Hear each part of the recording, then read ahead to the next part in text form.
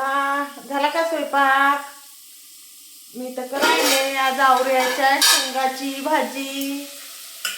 किती छान झाली बघा, मस्त.